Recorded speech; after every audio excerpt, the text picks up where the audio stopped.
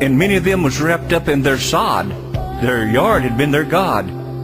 Some was wrapped up in dollar bills like mummies. Money had been their God. Whatever their God was is what they were going to hell for all eternity with.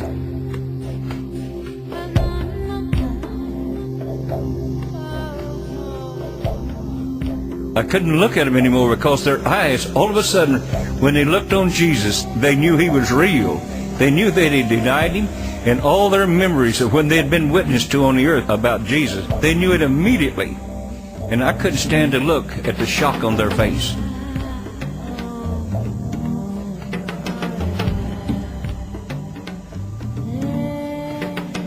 So I turned back to what was happening in my line, and I saw a large black lady, and she had nearly 100 angels with her.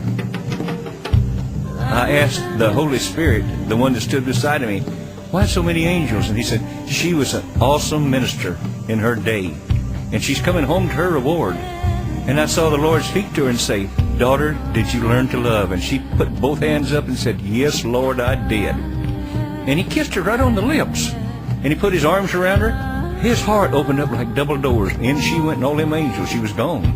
She went right into the heart of Christ.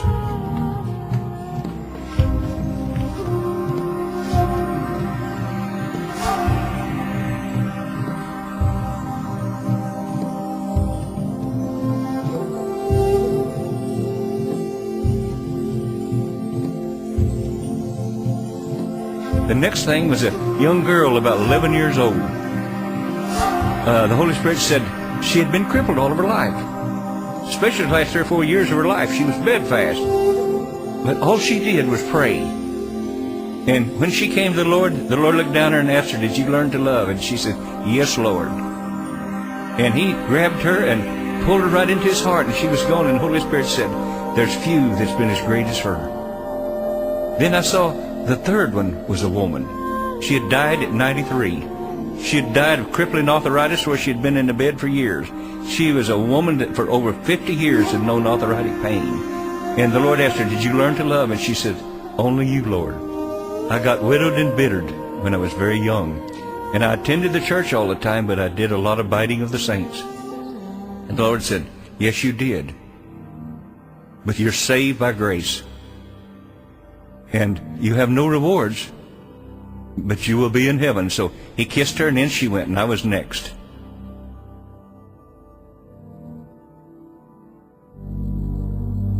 And boy, I was puckering up because it was my day. It was the greatest day that I'd ever lived up to that day. And I was ready because I had learned to love. By the way, you're not born with love. You must learn to love.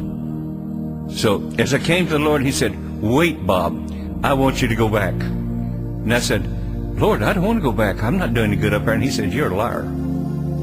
For he said, I gave you my word and you spoke it. And my word can never be voided. And you did speak it. And I said, but Lord, there's persecution and pain up there. I died in great pain. And everybody was persecuting me. And he said, yes, I know, Bob. And you've always been cowardly too. I'll take you in if you look at that line over to the left. If you can stand to look at that line in the left and want to come in, I'll take you in. And as I looked to the left, I saw all of those lost. It was going to hell for eternity. And the look on their face was a look that I still see it now, how that their eyes and everything, and their face was drawn. And they had no hope, for they had denied him. Then I turned to the Lord and I said, Lord, I'll go back. I'll go back for one soul. And the Lord said, Bob, you're going back for more than one soul. For when you were in the Baptist church, you had a love for souls. That was your main thought, was leading somebody to me. But I'm going to send you back so that you can go to the leadership of the church that's raising up now and prepare them for 1 billion souls I'm going to bring to myself in one of the greatest awakening of all times.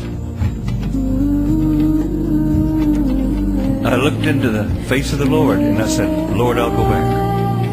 I'll go back for just one soul. I'd go back and die on the cross 3 days for one soul. And the Lord said, Bob, I'm sending you back to prepare the people for I'm going to bring in 1 billion souls unto myself in one great harvest.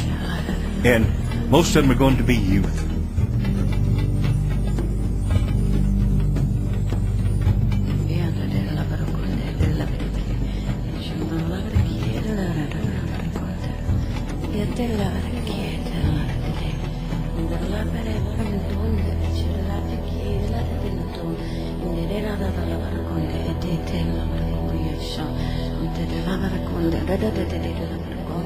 They were trying to kill my anointed deliverers when they legalized abortion in 73.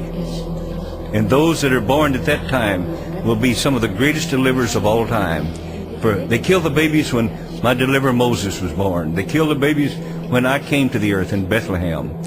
And when they started legalizing abortion in America, it's because Satan wanted to kill my deliverers that I was birthing at this time. And he said, when these deliverers are 30 years old, which will be 2003, they'll be loosed into some of the greatest priestly ministries you've ever seen. They'll be literally like anointed priests. They'll come forth, and they'll come forth by my revelation and by power. And he said, by the year 2000, there'll be 5 million people that's died of AIDS that year, and that's how many died in 2000.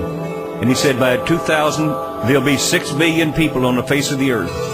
And I'm going to bring 1 billion of them to myself, starting at that time.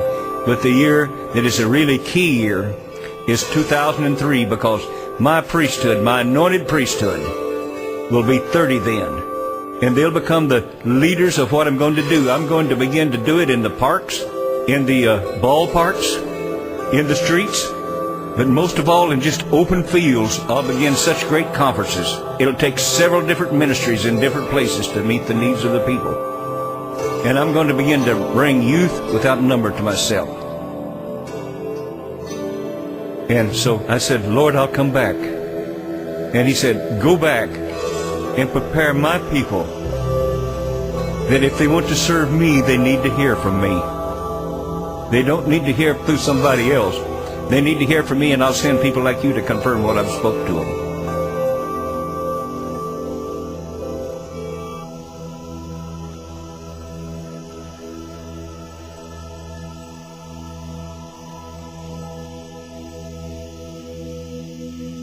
And so he sent me back. And I come back in the same body that I was in. And I came back and I saw 2 great angels there. And I've learned now that they were the resurrection angels. There's always 2 angels in the resurrection. And they began to prophesy to one another. And there was a death spirit behind them, but he couldn't touch me anymore. They forbid him. And he left. And as they prophesied to one another, they said, look. And I saw what I took to be an atomic explosion in the heart of Kansas City. And I said, we're going to be nuked. And the angel said, no. That's the second atom or the last atom's bomb, B-A-L-M. And I'll begin this thing with praise and healings like you've never seen before. Every place will be like a light that people that are in darkness, it'll turn their light on. I said, it's begin here. How long will it take to go around the world? And he said, at the blink of an eye. So it's not a thing he's going to do in any given area. It's every area. There's no place that this second atom or this last atom's light will not go. And it will illuminate and light up the dark places of every continent in the world. It will touch youth to where youth has no fear of death. They'll be so anointed, they're going to take it every place. And if you kill one of them, a dozen will raise up in their place. You kill a dozen of them, then 1,000 will raise up. You can't stop them. And this is youth that no demonic force on the earth is going to be able to control. They'll be the greatest headache the enemy's ever seen.